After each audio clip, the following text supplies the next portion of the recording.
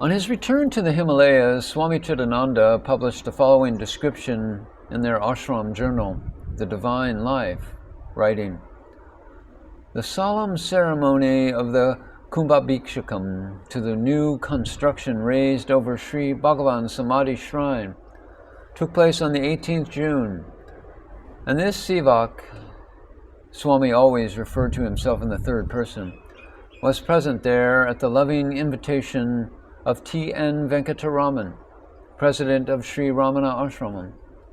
It was really a grand and inspiring event, and during the 3 days I was there, the blessed presence of Bhagavan Ramana felt as a tangible inner experience, at once purifying, sanctifying, and spiritually elevating.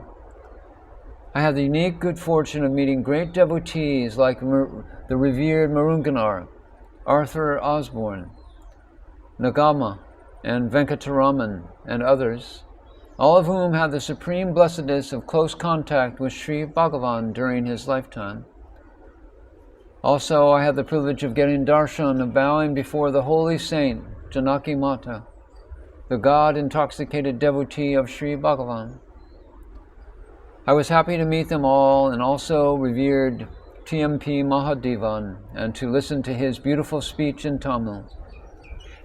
The entire Kumbhabhikshakam ceremony, conducted by a select group of a large number of learned Vedapatis and Shastris, with meticulous care according to strict Vedic injunctions, was most befittingly conducted.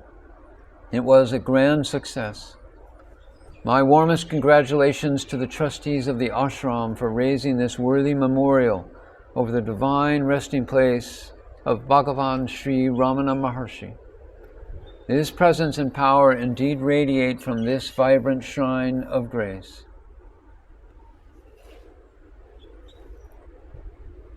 "10 or more years later, when I was in the Himalayas, I visited Swami Chidananda, who was then president of the Shivananda Ashram in Rishikesh. He expressed immense happiness and blessed me with great profusion. He called out to his secretary and told him something in Hindi which I could not understand. His secretary brought a small, beautiful casket in silver. With all devotion, Swamiji opened it, showed it to me, and said, 'These are the sacred petals of the flowers taken from Sri Bhagavan's sacred shrine, and you were kind enough to give them to me on that Kumbhabhikshakam day at Arunachala.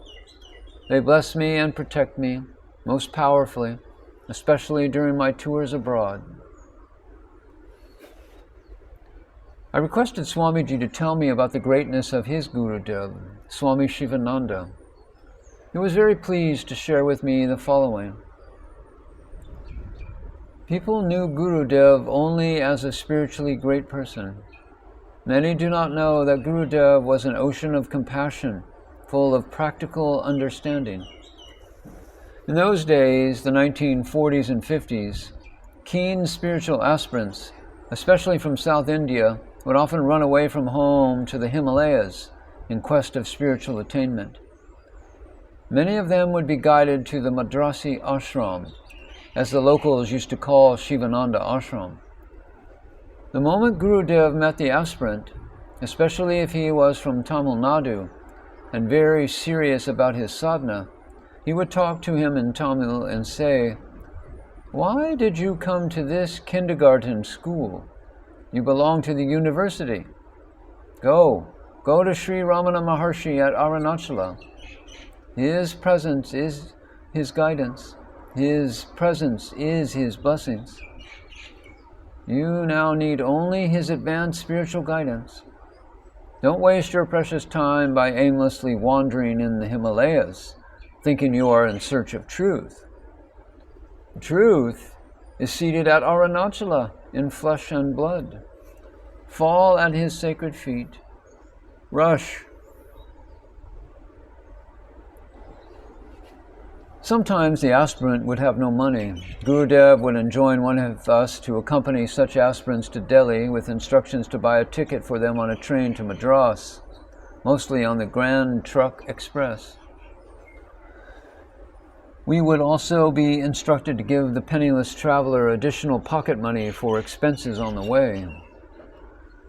Gurudev was most practical in worldly matters as well, while extraordinarily elevated in spiritual attainment. What a great guru and what a great disciple. Decades back, almost every year, I used to visit the Himalayas in the protective company of Anuradha.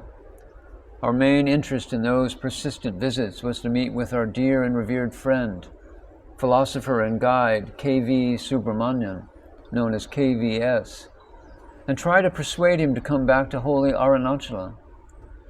In those days, KVS was staying at an ashram in Haridwar, or at another ashram situated in one of those hills, and finally settled at Uttarkashi.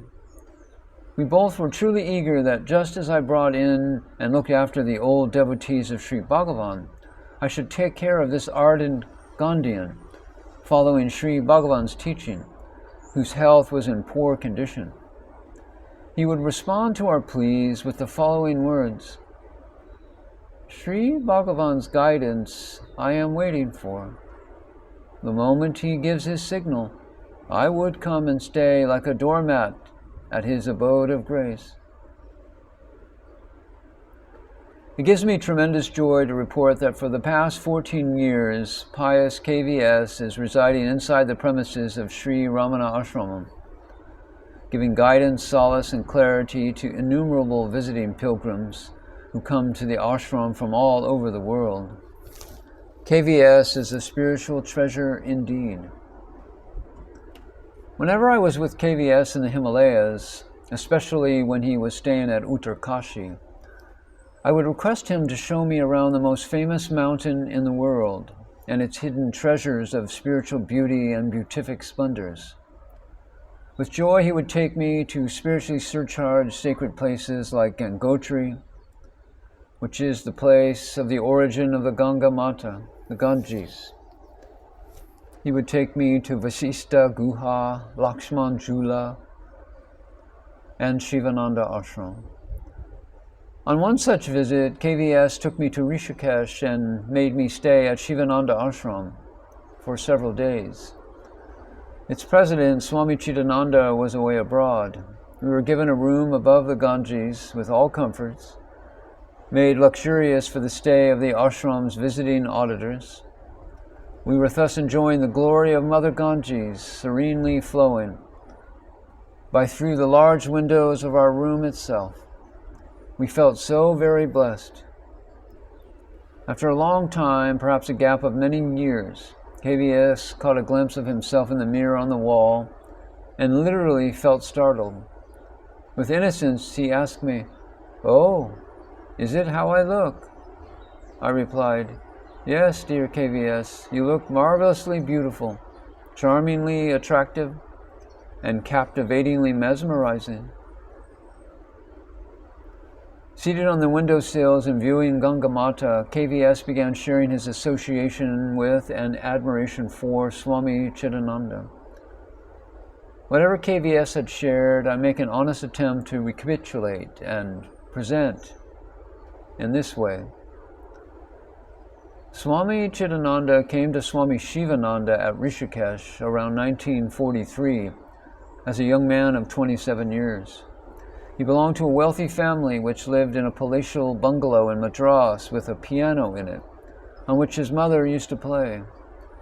In addition to his native tongue, Kannada, he spoke Marathi, Tamil, English, Hindi, Konkani, and Tulu. It is said that even as Sridhar Rao, that was Chidananda's original name, was first seen coming to see him, Swami Shivananda spontaneously said in Tamil, "Nama Alu Vara," "My own man is coming." Swami Shivananda was known to be a great mind reader. Soon after, one day when he was with some visitors, Swami Shivananda pointed to Sridhar Rao bathing in the Ganga and said, "Ye will be my successor." Every year before the Maha Shivaratri, the occasion when earnest aspirants were being initiated into sannyasa, Swami Shivananda would ask Sridhar Rao if he would be initiated into sannyasa, and Sridhar Rao would say, "Gurudev, I am not yet ready."